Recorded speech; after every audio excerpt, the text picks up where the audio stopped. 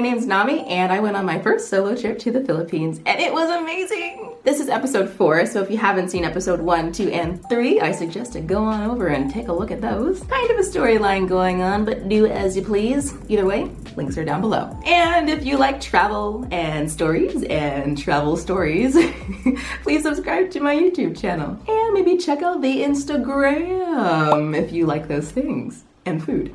Anyway, let me pick up where I left off. I think I left off where I said I took a 6-hour boat ride from hell to Coron. But actually, the day before that, I spent the afternoon hanging out at Nacpan beach in El Nido. I spent the day chilling and drawing and writing in my little travel sketchbook. I always bring a little sketchbook with me whenever I travel because I like to sketch out little pictures and write a little bit about my day, you know, just to keep my own little personal, unique travel diary kind of thing. So I was just doing that and basking in the sun until a group of 3 bros decided to come over and start kicking a soccer ball around like right next to me. They obviously saw me there, and right as I'm thinking, you know, maybe I should move because these guys are way too close, the ball comes and slap lands right on my stomach. They're like, oh, sorry. Trying to ruin a girl's day at the beach, but they did not, because I got my things and moved halfway down the beach. And relaxation was restored.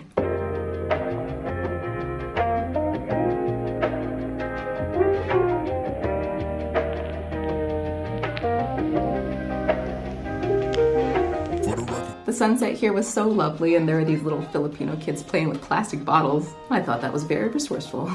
They look like they're having so much fun. I booked my ticket to get to Coron, and a friend of mine that I made here at this hostel took that ferry to Coron today, and he said it was really bad and that almost everyone got sick. So I am just hoping that the weather is a bit nicer for me tomorrow so I don't have to deal with a bunch of sick people. We'll see. Wish me luck. I'm not looking forward to this boat ride. Next morning I had to wake up at 5 a.m. to get to the pier. Mind you, there was chaos trying to get these tickets for the ferry because one of 2 ferries to Coron had broken down. So people who pre-booked their tickets online were no longer guaranteed a seat on the ferry. And people were freaking out. I didn't book a ticket online, I booked it at a booth in El Nido, so I was just kind of like going with the flow. I figured if I get a seat on the ferry, cool, and if I don't, I don't. Whatever, I'll get there when I get there. When you travel, you kind of have to expect that things won't go perfectly. It's fine, it happens.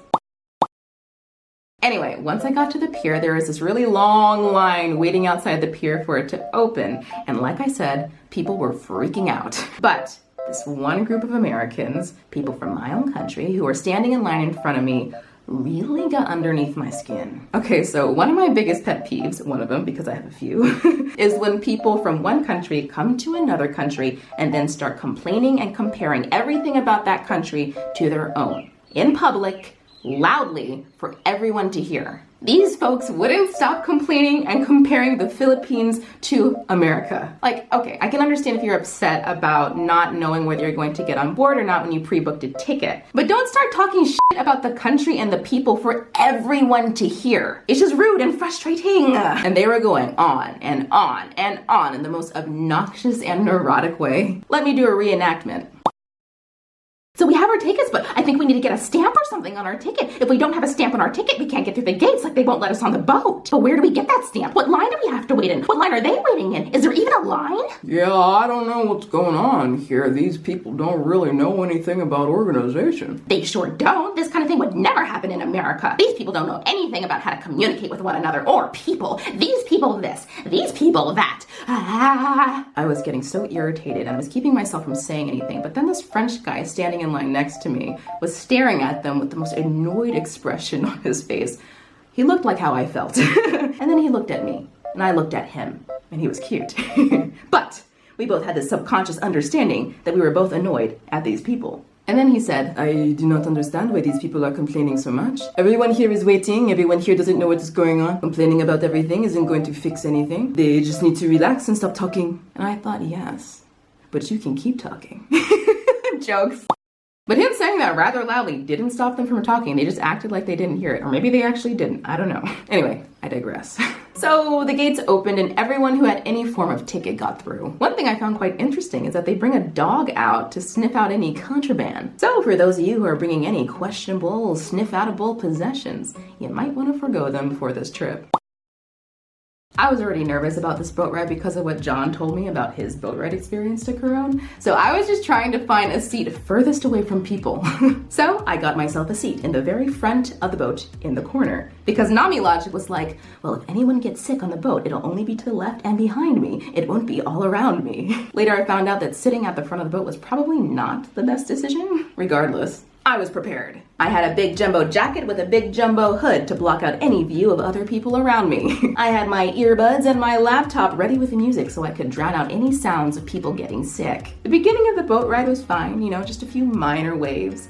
And then about 40 minutes into the boat ride, these guys came around with plastic sick bags because the waves were about to get real.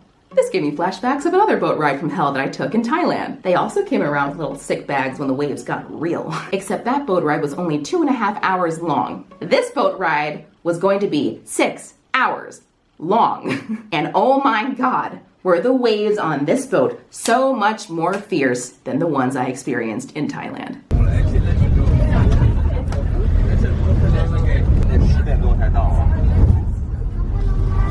In the beginning, people thought it was funny, you know, because everyone would scream when a really big wave would hit. And because I was sitting in the front, you can feel each wave so much more intensely. The front of the boat would go up like this, and when it came down, it was like you were on a roller coaster drop, and it would slap and hit the water, and everyone would scream. And it was repetitive for hours. And the screams and chuckles soon became moans. And that is when I bumped up the volume on my laptop because I did not want to hear these sounds that were to come next. Sick sounds. People getting sick, because almost everyone on that boat got sick. The whole boat smelled like vinegar. Yuck. Yuck, yuck, yuck. I didn't get sick because I do a little mental trick to keep myself from feeling ill.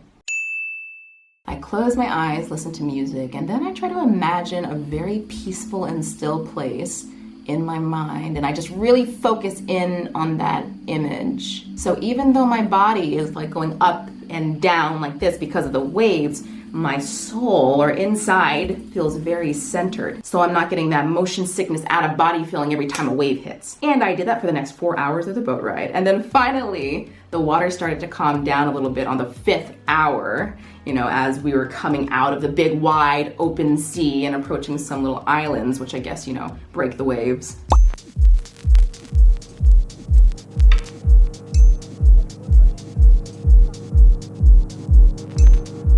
That was probably one of the weirder experiences I've had with a boat. 5 hours of just straight roller coaster waves. Anyway, I'm glad I'm here though. I got a tricycle to my hostel called Hop Hostel, which looked like what I would imagine Santorini in Greece to look like. That hostel was definitely worth the boat ride.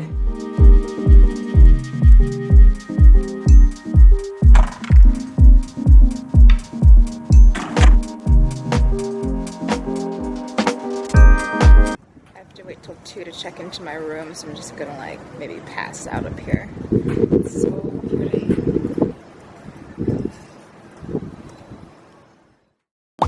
I finally checked in and oh my God, the beds in this hostel. I had no idea I booked a king size bed. I didn't even know they had king size beds. I was so excited. Look at me. At the hostel, I met a few cool girls from England, Hannah, Allie, and 2 other girls who I don't really remember their names. But we all took a little island hopping tour the next day.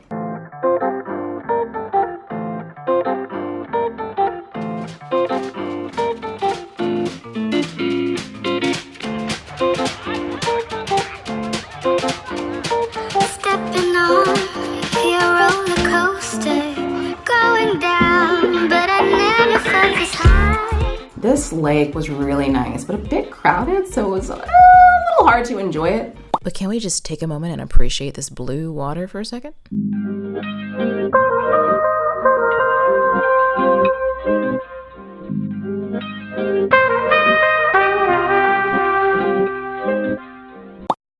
Then we stopped at this little island for lunch where these fine gentlemen serenaded us with random old hits.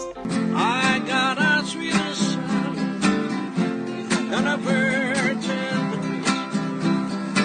There's also this really nice little public white sand beach that we stopped at where I just chilled on the boat, bought a bag of crisps, and had a really nice conversation with the tour guide. To be honest, at this point in my trip, I wasn't really filming as much because I just kind of wanted to enjoy each location and not have to worry about bringing my camera out to like catch every single moment, you know? But I do kind of wish I got a little more footage of some of the people I met and hung out with. But I genuinely was feeling like a little shy to say, hey, I have a YouTube channel, you want to be in my video?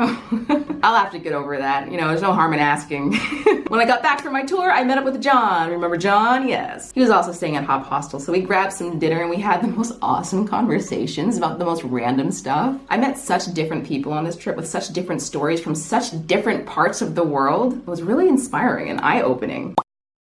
Next day, I took a little tricycle tour around Coron, and then I headed back to El Nido on a much less treacherous ferry ride. Thank goodness. But I'll save that for episode 5, which just might be my last episode from my solo trip to the Philippines series.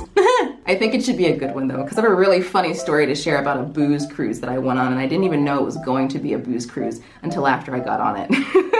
Have you ever been on an insane boat ride? Where were you going? How long was it? Tell me. I do like hearing stories. Please like, share, and subscribe if you enjoyed this video, and thanks for watching very much. And I hope to see you in my next episode, and probably last episode of my solo trip to the Philippines.